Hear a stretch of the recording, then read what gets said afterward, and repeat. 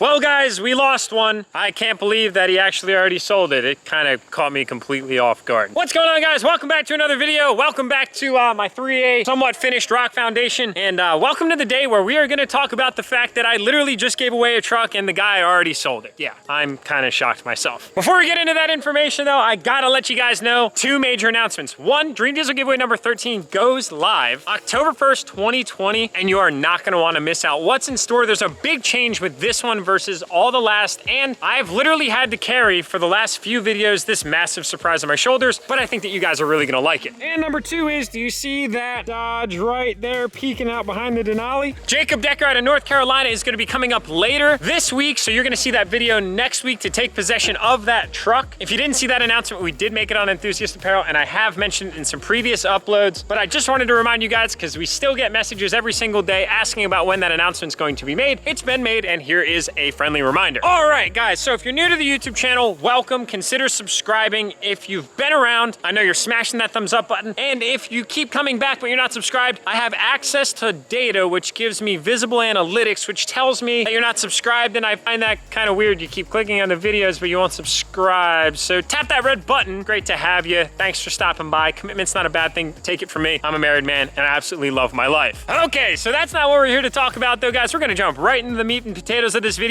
I'm sorry about the fact that we are just gonna be mostly talking in this one. I really try to stray away from just blabbling at the camera the entire time for an entire video, but I would say that this one is pretty good because there's a lot of information that we kind of have to go over, and I really didn't have all that much time to think about this video because I literally just found out that the guy sold the truck and it wasn't from him. Initially, I should say. I've since talked to him and I did let him know that I'm making this video, so there will be no surprises there as I try to treat everybody with respect. But let's backtrack to the 2020 Silverado, my Denali's brother that we gave away with the transparent copper 2 wheels, and we gave away $10,000 cash on top. It was coined Dream Diesel giveaway number 11. It was only about a month or so ago that Alex Galvin was flown up by Enthusiast from Texas to take possession of his truck and his cash, and then we shared an entire day basically filming together, and ended that day, myself, Jake, and Alex out at a local bar. We got some beers, we got some wings, we got great food, shared great conversation, and really established a fantastic relationship. So fast forward a month and a half, I was kind of caught off guard with the fact that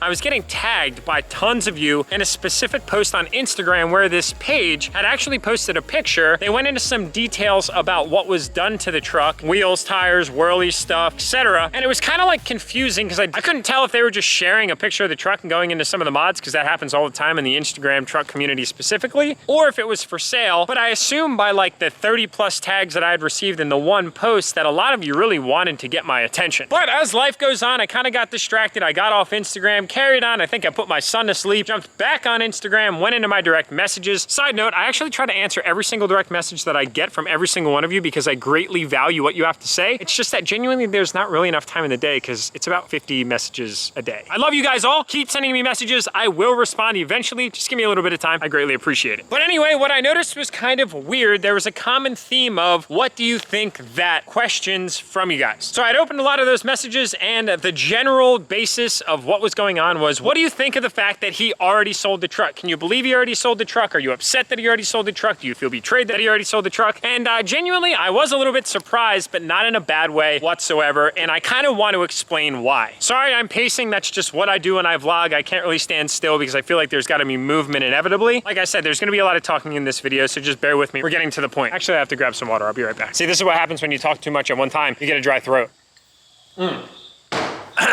All right, guys, I feel so much better. It is literally so unlike me to just sit here and rant the entire time. I gotta get back into the shade too, because it's a hot day today and the sun, and it's just not working out well. So back to what I was saying. If you guys caught the video, then you quickly learned something about Alex, and it's that he actually has an LB7 DURTYMAX, and he's had it since he bought it as his first truck while he was in the Navy. Alex, thanks again for your service. And the military, first responders, police, anything along the lines of serving the greater good of the community, thank you guys so much. I'm gonna speak on behalf of every single viewer that tunes into this YouTube channel through myself. We greatly appreciate you. But what I'm getting at is, this was the second DURTYMAX that Alex would be adding to his fleet, and he had gone on to say multiple times that he doesn't really know what he's gonna do because he's got so much sentimental value attached to his LB7, which I can definitely relate to, because although I love my 2020 and I love 8-ball and I love every single truck that comes onto the YouTube channel, it's not the same as the very first diesel truck that you've ever gotten. I know a lot of you can relate, and if you still haven't gotten your diesel truck yet, then you might win Dream Diesel giveaway number 13 if you decide to get get entered, or that day that you get one, you'll completely understand. Believe me, keep working hard and you will get there. I have the utmost confidence in it. So Alex had gone on to talk about probably selling his LB7 because the 2020 DURTYMAX was really kind of like his next goal in life. So when I got the notification that it was in fact for sale, I was kind of thrown off just because it kind of contradicts what his initial plans were. But we as humankind are constantly changing our minds, so plans change. So here's the deal. I got in touch with Alex and I was quick to find out that yes, in fact, he did sell his truck. And it's at this point in time that you might be wondering how that works and is that even allowed? So a quick little sidebar for you guys. What happens if you win a giveaway truck is very simple. You get a packet of information from Compliance Sweepstakes Services, who's the third-party administrator that proctors all of our sweepstakes so they can legally be conducted. When they draw a name, they contact us and say, this is the winner. They contact the winner then submits this packet of information as the formal prize acceptance, right? Signing it over, if you will. And then I get authorized to make arrangements with the winner, which could be you for Dream Diesel Giveaway 13, to get you to Pennsylvania, whether you need to fly or drive or take a train or submarine or whatever it is that you want to take possession of your title, your keys, your cash, and get it registered in your name, get you on a temporary tag, and we send you back to wherever it is that you came from with your new vehicle. But what happens there, though, is not the fact that you just inherited a vehicle. You also inherited something of monetary value. From an accounting perspective, that vehicle is now an asset on your personal balance sheet. Some leverage. He had liquidity. He had something of value that he could use to potentially purchase something else if he wanted to. So inevitably, Alex decided to sell one of his DURTYMAXes. It's just that it wasn't his LB7, rather it was his 2020. And inevitably, I'm actually very excited for him that he chose to do that because he has easily one of the best return on investments in the history of mankind ever, if we were to look at it from the investment world. So let's look at it from a basic ROI perspective. Alex could have very easily went out and sold his LB7 DURTYMAX for, let's just call it a street value of, I think he said it had over 200,000 miles. Let's call it for conversation purposes and to be fair, like $15,000. Sorry guys, there's a bee around me right now. So that would be $15,000 cash that Alex would be able to use to go purchase something, put into savings, put down on a property, whatever the case might be, right? He's got that cash he could use however it is that he wanted to. Or he's got this brandy spanking new 2,000 mile DURTYMAX that inevitably is worth a lot more money in the fair market. So in the instance of right now, it's actually very hard to buy vehicles because of coronavirus. All the manufacturers actually ceased production for a while, which has created a more demand-driven than supply-driven market, which inevitably drives things up. When there's a lot of demand, pricing goes up because availability is down. Supply, demand, very interesting topic. If you haven't learned much about it, look up like the principles of it, but don't take like a full college class on it. Believe me, I did that, and the only thing that I really got out of it was the fact that supply and demand is a thing, and it's very important when you run your own business. So in that perspective, I guess he went to this dealership and he ended up getting quoted a number that he just could not refuse. So instead of walking away with $15,000, he actually walked away with $73,000. He was literally just a little bit more than 25% away from walking away with 6 figures cash money, like cold hard cash, holding it in the form of a certified check that he just got to deposit and use for whatever it is that he wanted. So if we look at it from a very simple ROI perspective, which equals return on investment, Logan, put that on the screen, please, which is calculated by taking your return minus your investment, dividing it by your return, and then multiplying it by 100 to get into a percentage. Alex literally walked away with a 97,233% return on his investment by entering for a chance to win that truck. The hat and the t-shirt in total cost him $75. Subtract that from $73,000, divide that by $73,000 and multiply it by 100, and that's the number you get. 97,233% return on his investment, and that's actually not even factoring in the $10,000 cash that he ended up taking on top. More or less for the context of this discussion in selling the vehicle, that's the number that we get out to because inevitably he held on to the cash. So if you've ever hesitated about entering, you just never know unless you try. You miss 100% of the shots you don't take, and you could also be in Alex's shoes where you inevitably inherit an asset, you could drive it for a little while and enjoy it, and then sell it and walk away with a boatload of cash. It's genuinely that simple. Now, Alex did not walk away with a $73,000 check. Rather, he ended up actually trading that truck, getting cash on top, and walking away with the keys to another vehicle, which I'll show you guys here very soon. But I kind of wanted to just wrap this topic up in discussion and say he's actually a smart man. Keeping his LB7 is a vehicle that he owns that's of a lower value, and it's got a lot of sentimental value which can't be bought by money. On top of that, if he decided to hold on to the 2020 2020 DURTYMAX for 5 years, it would considerably go down and or depreciate in value, reducing its overall liquidity value over time. So if he held onto the truck for 5 years and say put 50,000 miles on it, it would have dramatically reduced how much it was worth in the market. So if anything, Alex, you're somewhat of an investor, my friend, because you made a pretty conscious decision and you made a boatload of money off of it, and I am absolutely stoked for you about it. So rather, what he decided to do was kind of experience the best of both worlds, and this is what I could relate to the most, because although I love trucks and that's predominantly what this YouTube channel is focused on, I am a general motor lover. I love anything that has a motor, from skid steers to diesel trucks to cars. I've got my C7 Z06, I had a C6 Z06, I had a 500 horsepower Evo 10, I had an S2000. I've had my suite of cars and trucks, and I genuinely just love it all. It's just kind of what goes through my blood. It's like I'm a petrol head at the end of the day. It's just genuinely what I love. It's what drives me, it's what motivates me, it's what literally gets me out of bed in the morning, is to do these things that I do, and I know that all of you can relate to. So what he ended up doing was actually trading the 2020 High Country on one of his other dream cars, which was a C7 Z06.